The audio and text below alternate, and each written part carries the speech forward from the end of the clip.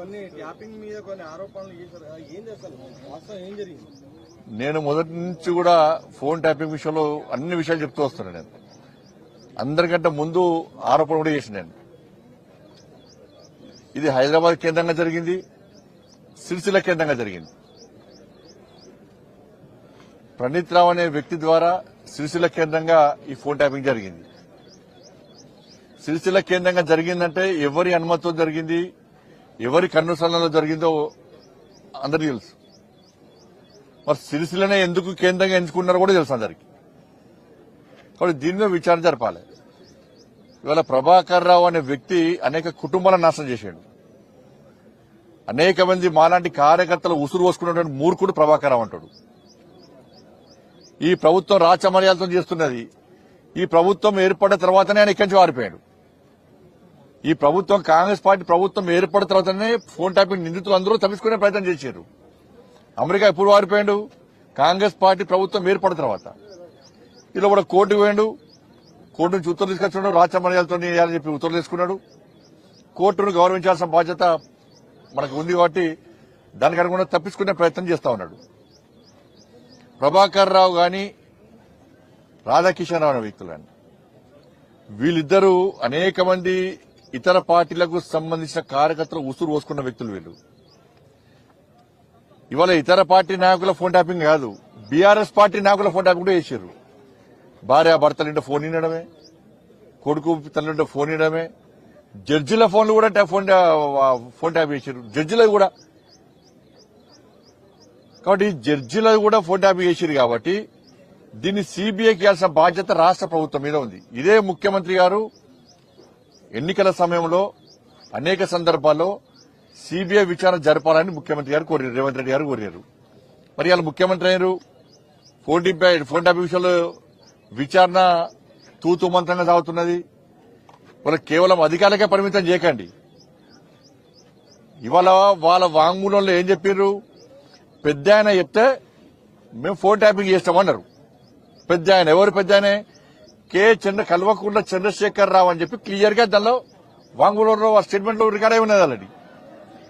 మరి స్టేట్మెంట్ లో భుజంగరావు రాధాకృష్ణారావు ఎవరో వాళ్ళిద్దరు స్టేట్మెంట్ ఇచ్చినప్పుడు రాధాకిషన్ రావు స్టేట్మెంట్ లో పెద్ద ఆయనే కేసీఆర్ చెప్తే మేము ఫోన్ ట్యాపింగ్ చేస్తామని చెప్పి ఆయన స్టేట్మెంట్ ఇచ్చినప్పుడు నోటీస్ ఎవరికి ఇవ్వాలి? కేసీఆర్ కు నోటీస్ ఇవ్వాలి. సిరిసిల్ల ఎవరి కేంద్రంగా జరిగింది? కేసీఆర్ కొడుకు కేంద్రంగా జరిగింది. మరి వాళ్ళిద్దరికి ఎందుకు నోటీసులు లేరు? అంటే ప్రభుత్వం వాళ్ళని కాపాడే ప్రయత్నం చేస్తున్నది. లోపాయికార ఒప్పందం, కాంగ్రెస్ కును బీఆర్ఎస్ కు లోపాయికార ఒప్పందం. ఇవాళ క్లియర్ గా రాధాకిషన్ రావు వ్యక్తి స్టేట్మెంట్ ఇచ్చినప్పుడు ఇప్పుడు అదే అధికారుల వంగుల్లో మా బండి సంజయ్ ఫోన్ ట్యాపింగ్ చేసినాము, ఫలానా వ్యక్తులది ఫోన్ ట్యాపింగ్ చేస్తామని చెప్పినప్పుడు మాకు నోటీస్ ఇచ్చినప్పుడు దీనికి కారకులైనటువంటి వ్యక్తులు కేసీఆర్ అని చెప్పినప్పుడు కేసీఆర్ కు ప్రభుత్వం నోటీస్ చేయడానికి ఎందుకు వెనుకడుగు చేస్తున్నది? సిరిసిల్ల కేంద్రంగా ఫోన్ ట్యాపింగ్ చేసినప్పుడు కేసీఆర్ కొడుకు నోటీస్ ఇవ్వడానికి ఎందుకు వెనుకడుగు చేస్తున్నది? మీ ఇద్దరి మధ్య ఉన్న రహస్య ఒప్పందం ఏంది? కనీసం ఏ ఒక్క విషయంలో కూడా మీరు ఇలా పట్టించుకోకుంటే వాళ్ళ కేసీఆర్ కుటుంబం వల్ల ఎన్ని కుటుంబాలు నాశనమైనాయి, ఎంతమంది భవిష్యత్తు నాశనం చేశారు. 109 కేసులు పెట్టిరన్న మా మీద. 109 కేసులు, ఒక్కటి కాదు రెండు కాదు. ఇదే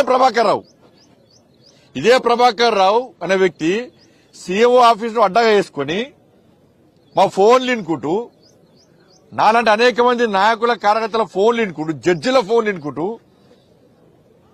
మా సొంత విషయాలు వినుకుంటూ ఏ విధంగా రాచిరంపాన పెట్టిండు, ఏ విధంగా ఉసురు పోసుకున్నాడో తెలంగాణ సమాజానికి అంతా తెలుసు. ఇలా కోర్టు నుంచి ఉత్తర్వులు చేసుకుని అమాయకంగా గడ్డం పెంచుకొని ఓ నీతివంతుల లెక్క, సిన్సియర్ ఫెలో లెక్క నటిస్తే ఎవరు నమ్మడు ప్రభాకర్ రావు అనే వ్యక్తిని. నేను ప్రభుత్వాన్ని మళ్ళీ చెప్తున్నాను,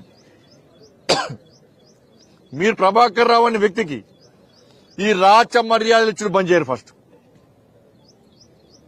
వాళ్ళ కోర్టు ఇతరులు ఇచ్చినప్పుడు మనదే కోర్టును రాష్ట్ర ప్రభుత్వం ఎందుకు సంప్రదించలే? ఇలా రాష్ట్ర ప్రభుత్వము ఎందుకు పిటిషన్ వేయలే?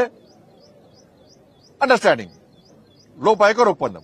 కానీ ప్రభాకర్ రావు ఏమంటాడంటే నా ఎక్స్టెన్షన్ కేవలం అప్పటి డీజీపీ మాత్రమే, ఆ నాయకులతో మాకు సంబంధం లేదని చెప్పి చెప్తాడు. ఈ అందరూ అమాయకులు ఇప్పుడు నోట్లు నిలబడితే ఏం చేయాలని ప్రభాకర్ రావు.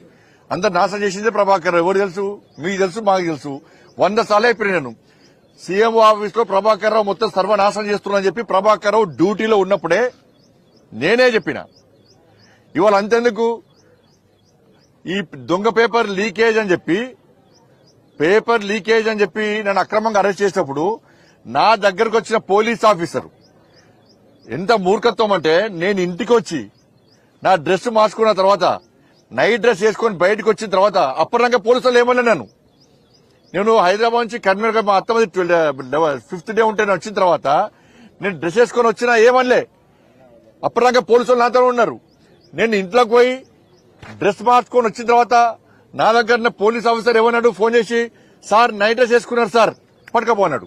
ఈ పోలీస్ ఆఫీసర్ ఇంకో పోలీస్ ఆఫీసర్ మాట్లాడుతున్నాడు. ఏమని మాట్లాడు, సార్ ప్రభాకర్ సార్ మాట్లాడినారు సార్, ప్రభాకర్ సార్ అరెస్ట్ ఏమన్నారు సార్ అని ఈ పోలీస్ ఆఫీసరు ఇక్కడ పోలీస్ ఆఫీసర్ మాట్లాడుతూ నేనైనా అంటే నైట్ డ్రెస్ మీద బండి సంజయ్ని గుంజుకపోవాలి.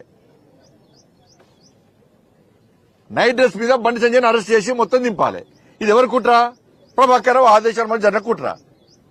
సంజయ్ గారు ఇప్పుడు షర్మిల ఫోన్ ట్యాప్ అయింది కదా, కవిత ఫోన్ కూడా ట్యాప్ అయిందనే అనుమానాలు వస్తున్నాయి. మీరే ఉంటారు. అరే నేను సొంత బీఆర్ఎస్ పార్టీ నాయకుల ఫోన్లు కూడా కేసీఆర్ అనేది ఆయనకు అనుమానాలు ఎక్కువ. కేసీఆర్ కు అనుమానం పుట్టినాకనే కేసీఆర్ పుట్టాడు. మీ ట్యాపింగ్ విషయంలో, మీ ఫోన్ ట్యాపింగ్ విషయంలో ప్రధానంగా అంటే ఎవరిని, అంటే మీకు ఎప్పుడు ఈ అనుమానం వచ్చింది, తర్వాత ఎవరెవరి ఫోన్ ట్యాప్ అయింది? ఇప్పుడు ఫోన్ ట్యాప్ అయిన విషయం అందరికీ తెలుసు. ఇవాళ కేసీఆర్ ప్రభుత్వం రోజు ఎవరన్నా మామూలు కాలు మీరు మాట్లాడుకున్నారా? రేపు మామూలు కాలు మీ మీడియా మిత్రులు ఉన్న మామూలు మీ మీడియా యాజమాన్యం మామూలు కాలు మాట్లాడుకున్నారా?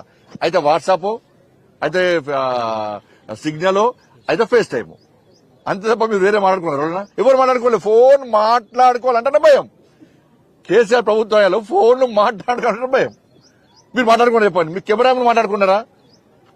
భార్యతో మాట్లాడాలన్నా ఫేస్ టైమే, కొడుకుతో మాట్లాడాలన్నా ఫేస్ టైమే, ఇంకెవరైనా ఆఫీసర్తో మాట్లాడాలన్నా ఫేస్ టైమే, లేకుంటే సిగ్నల్, లేకుంటే వాట్సాప్ కాల్. ఆ వాట్సాప్ కాల్ కూడా ట్యాప్ చేసినట.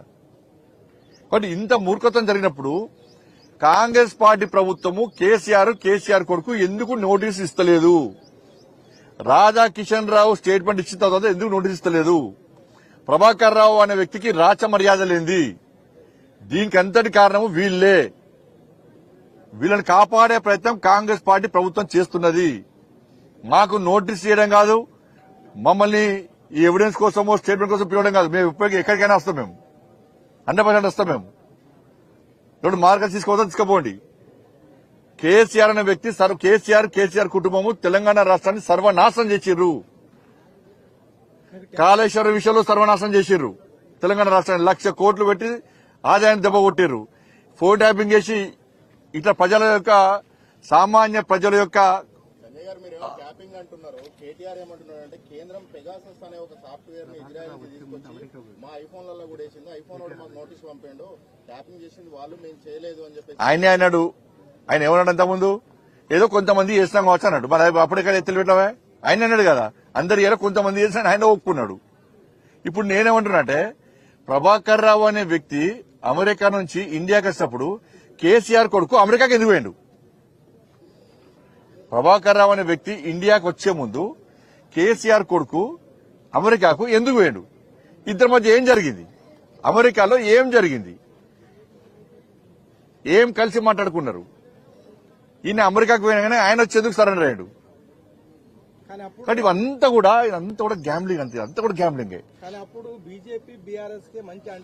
ఏం లేదన్న, అది కాంగ్రెస్ పార్టీ అప్పుడు లేనే లేదు.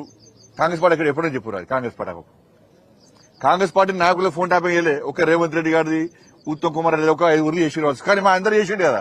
అప్పుడు పవర్ఫుల్ మేమే. బీఆర్ఎస్ పార్టీని తెలంగాణ రాష్ట్రంలో గద్దెదించింది ఎవరు? Bharatiya Janata party.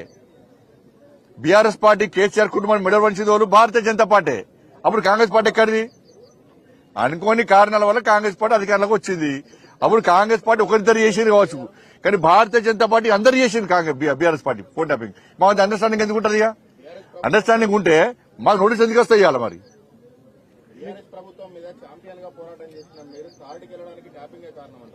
Phone tapping కారణం మా కారణాలు రకరకాల కారణాలు ఉన్నాయి. అంటే బీజేపీ నాయకులు ఫోన్ ట్యాపింగ్ చేసినప్పుడు మీరే సిబిఐ తోటి విచారణ చేయించుకోవచ్చు కదా. సిబిఐ విచారణ డైరెక్ట్ చేయలేదు కదా, రాష్ట్ర ప్రభుత్వం కోరాలి. అయితే కోర్టు ఆదేశాలు ఇవ్వాలి. అట్లా సిబిఐ డైరెక్ట్ ఆదేశాలు గింసేపు ఎందుకుంటే ఎప్పుడో గుంజుకోపోదు. ఈ ప్రభాకర్ గీత రాచ మరి గల్లబట్టి గుంజుకోపోదు. ఇప్పటికి ప్రభాకరం గుంజుకోపోదు, కేసీఆర్ కుటుంబం గల్లబట్టి గుంజుకోపోదు. ఇప్పటికే గీత రాచబడి అది ఇస్తామేంది మేమేమన్నా. సిట్ నుంచి అంటే నోటీసులు కానీ కాల్స్ వచ్చాయి. ఫోన్ కాల్ వచ్చింది, విచారణకు సహకరిస్తా అని చెప్పిన, వాళ్ళే విచారణకు వస్తున్నారు, నేను సిద్ధమని చెప్పిన. ధన్యవాదాలు.